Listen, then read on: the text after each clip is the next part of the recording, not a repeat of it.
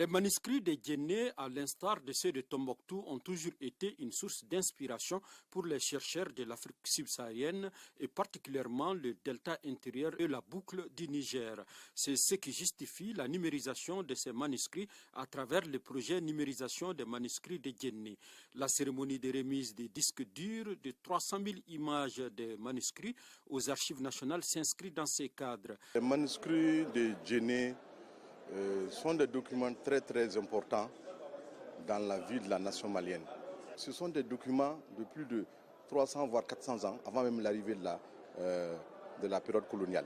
C'est des documents, si nous parvenons à les traduire, à les transcrire en anglais et en français, ça peut permettre à la communauté scientifique malienne d'exploiter ce riche patrimoine.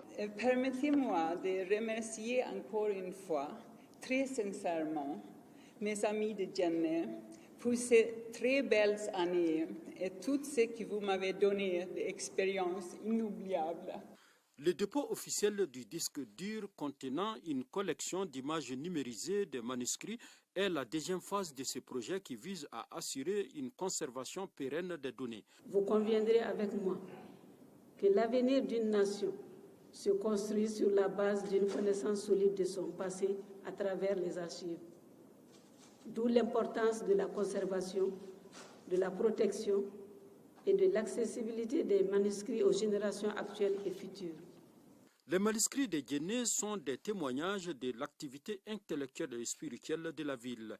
Ils représentent tous les domaines de la vie, notamment la science, l'histoire, la géographie, la théologie, entre autres.